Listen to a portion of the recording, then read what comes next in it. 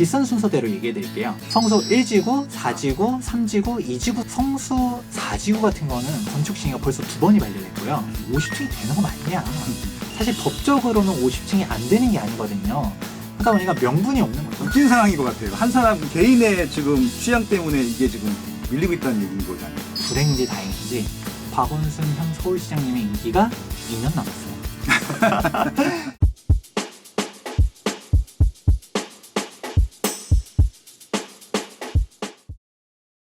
구체적으로 구역별로 얘기를 해보도록 하겠습니다. 네. 성수 전략정비구역 같은 경우는 우리가 지구라는 표현을 써요.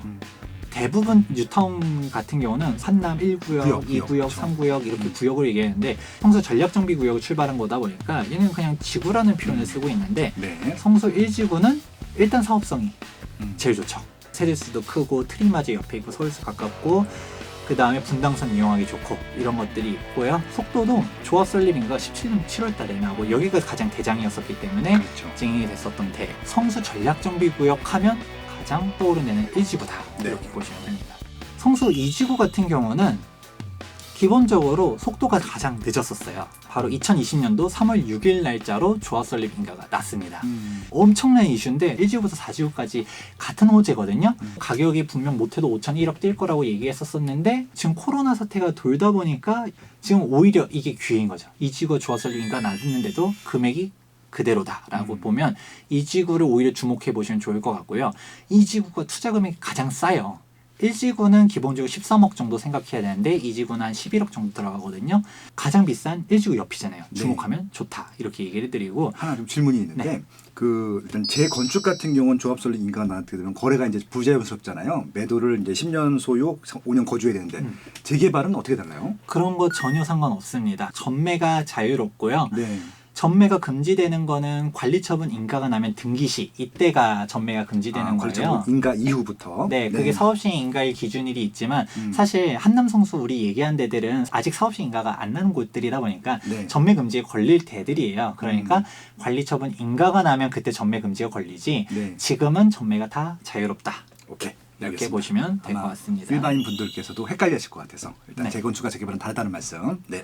이 지구가 사업성이 상대적으로 나쁘다라고 하지만 사실 성수 전략정비구역 내에서 비교가 그런 거지 좋아요. 이 지구도. 그리고 또 하나의 포인트가 강변북로 지하화 얘기도 나중에 좀 더 디테일하게 얘기하겠지만 지하화가 된다라고 했었을 때 성수 1지구 절반 부분이랑 성수 2지구 전체가 지하화가 되는 곳이에요. 뚜껑을 접는 거죠. 그쵸. 네, 그러니까 고수부지까지. 이 지구가 결코 떨어질 때가 아니라 사실 어떻게 따지면 1지구 바로 다음으로 따라갈 때가 그쵸, 2지구다. 그쵸. 3지구를 보시게 되면 비싼 순서대로 얘기해 드릴게요. 성수 1지구, 4지구, 3지구, 2지구 순으로 가격대가 형성돼 있어요. 3지구는 그 다음으로 속도가 빠른 데였는데 성수 3지구 같은 경우는 2지구가 최근에 조합 설립 인가가 났지만 3지구는 2019년도 2월 27일에 조합 설립 인가가 나고 얘네들은 지금 1지구, 4지구가 지지부진하는 사이에 다 따라잡았어요. 가장 최근에 2020년도 3월 5일에 교통영향평가까지 통과가 되면서 네. 지금 건축 심의를 준비하고 있어요. 그러다 보니까 지금 1지구랑 4지구가 계속 건축 심의가 이제 반려되고 뭐하고 지지부진하던 사이에 3지구까지 속도를 사실상 다 따라가다. 사실 속도 빠른 데는 4지구다 이렇게들 얘기했지만 사실 그렇진 않아요. 이제 속도가 동일선상으로 다 따라왔다. 3지구까지 주목하면 좋을 것 같고요. 마지막으로 성수 4지구 같은 경우는 사실 얘네가 좀 안타깝긴 해요.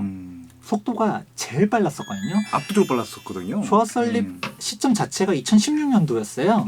조합 설립 인가가 먼저 나고서 단계들을 다 밟아 나갔었는데 단적으로 알 수 있는 교통영향 평가 같은 경우도 우리가 성수 4지구만으로 교통영향 평가를 내는 게 아니에요. 성수 전략정비가 1지구부터 4지구까지 다 있다라는 전제 하에서 심의를 나와서 평가를 받는 건데 1지구가 통과를 하든 3지구가 통과를 하든 이제 반려를 맞을 이유가 없는 거예요.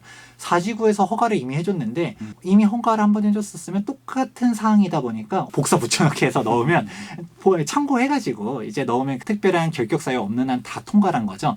그래서 속도들이 나머지 구역들 다 빠르게 가는데 4지구는 건축심의가 벌써 2번이 반려가 된 상태예요. 장점 같은 경우는 한강 조망이 사실상 25평도 다 된다. 4지구 같은 경우는 사선으로도 조망이 다 가능하다는 거죠. 동양 쪽으로. 그렇죠. 그러네요. 그리고 우리가 성수동에서 바로 옆에가 광진구 자양동인데 그렇죠. 왜냐면 고층이 없어요. 그렇죠. 거기 또 아까 중공업 지역이라서 예, 그런 분위기죠. 그러다 보니까 거의 반영구 조망으로서 사실상 사지구 같은 경우 한강 조망이 다 된다. 25평을 가더라도 한강 조망 받을 수 있는 이런 데들 주목하면 좋을 것 같습니다. 자, 그러면 마지막으로 우리가 가장 큰 이슈, 성수 전략 정비 구역에 대해서 처음부터 끝까지 쭉 입지적인 거, 호재에 대한 것들 얘기했지만 사람들이 근데 가장 결정적 50층이 되는 거 맞냐? 이거에 대한 질문들 많이 얘기해요. 강변북로 지하화도 되는 거 맞냐? 우선 강변북로 지하화 같은 경우는 1지구부터 4지구까지 해서 기부 체납 금액대 내가지고 지하화하는 것도 있지만 서울시 부담금도 있는데 시간이 많이 지나다 보니까 생각한 것보다 공사 비용이 많이 늘어나서 이거 과연 하겠냐? 부정적으로 뭐 서울시에서는 보는 부분들이 있거든요. 그런 게 일단 첫 번째. 그 다음에 히스토리가 있다라는 게 이게 50층이 가능하냐? 여기에 대해서 성수 4지구 같은 거는 건축 심의가 벌써 2번이 반려됐고요. 1지구는 한 번 반려가 됐어요. 이게 뭐냐? 성수 4지구가 처음에 건축 심의를 냈었을 때 어떻게 반려가 났느냐? 절대적으로 50층이 안 돼라고 반려한 게 아니에요. 박원순 서울시장님의 속마음은 50층을 허가하고 싶지 않았지만 사실 법적으로는 50층이 안 되는 게 아니거든요. 그러다 보니까 명분이 없는 거죠. 그래서 어떻게 반려를 했느냐? 한강변 쪽에 쫙 이렇게 50층이 있는 거를 이게 보기 싫단 거예요. 경관의 망치기 때문에 약간 케이크식으로. 케이크식. 예를 들어 앞에는 뭐 한 20층, 30층 깔아놓고 뒤쪽이 50층을 깔아놓고 이렇게 해라라고 하면서 반려를 했고요. 제가 처음에 보여줬었던 거. 해당 이미지 같은 경우도 워낙 멋지잖아요. 이게 성수 1지구의 조감도였었거든요. 최초 조감도였었지만 성수 4지구가 전면에 고층을 깔아놨을 때 반려되는 걸 보고서 수정을 했어요. 어차피 이대로 놓으면 똑같이 반려당할 게 뻔하잖아요. 네. 그래서 케이크식으로 만들어가지고 넣었는데 4지구랑 1지구랑 같이 반려됐어요. 그때 반려됐을 때 명분이 뭐였냐? 속도 맞춰라. 2지구가 어떻게 될지 모르니까 1지구부터 4지구까지 속도를 맞춰서 추진해라. 이렇게 얘기를 한 거예요. 반발을 했죠. 속도를 맞춰서 가는 게 어딨냐라는 거예요. 뭐 부가인 뉴타운 같은 경우 뭐 2구역, 3구역 뭐 그대로 있다라고 해서 뭐 1-1구역 지금 이미 다 입주했는데 걔네들 건축 심의 받을 때 야 속도 맞춰 이런 얘기 아니잖아요. 말도 안 되는 거예요. 네. 그렇다 보니까 2지구가 가장 키포인트였던 거예요. 왜?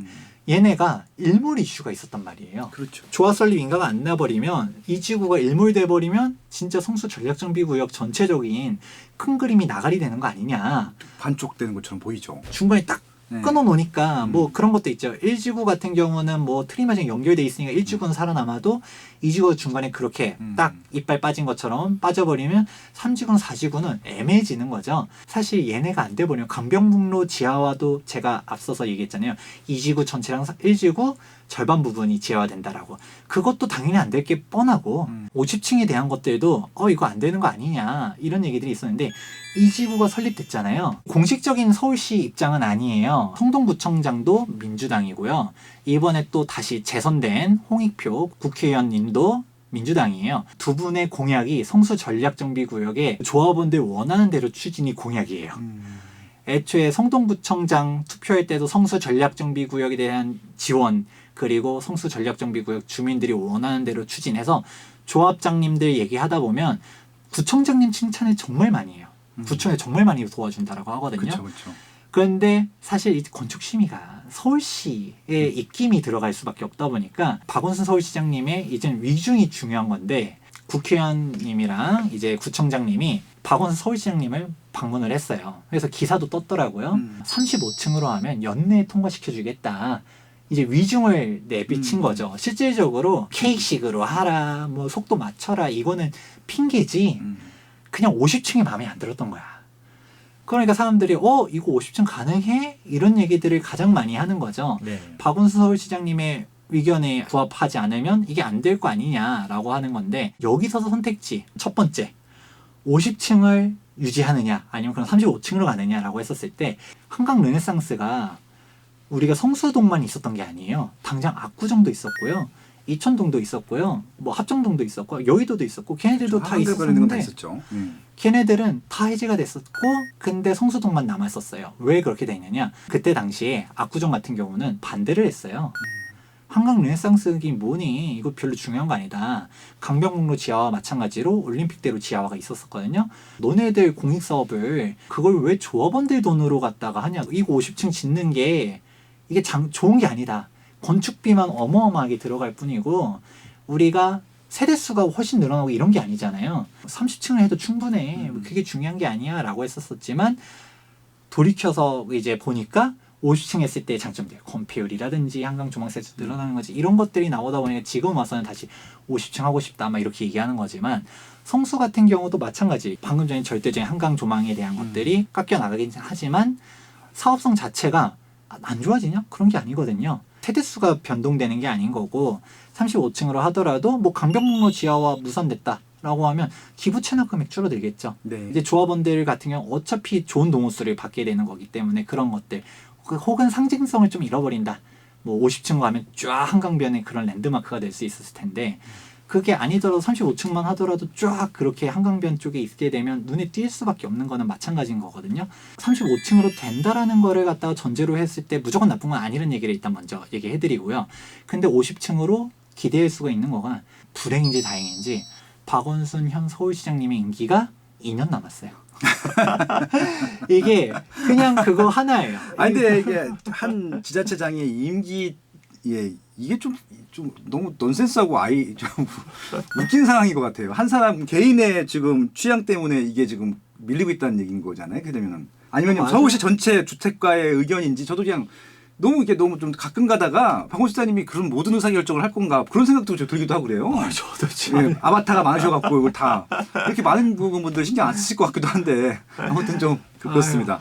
그렇다 보니까 이게 우스갯소리 실제로 조합에서 얘기가 나오는 부분이에요. 조합원들도 얘기하고 연내에 통과시켜 주겠다라고 했잖아요. 네. 35층으로 하면 그러면 너네 조합들 잘 들었지. 너네 35층으로 하면 빨리 시켜줄게. 빨리 진행해라고 하는데 그러면 조합원들 생각하는 거죠. 이렇게 그냥 가느냐 속도로 가느냐 불행인지 다행인지 3선이 마지막이래요. 저도 처음 알았어요. 3선을 한 적이 사실상 처음이었잖아요. 네.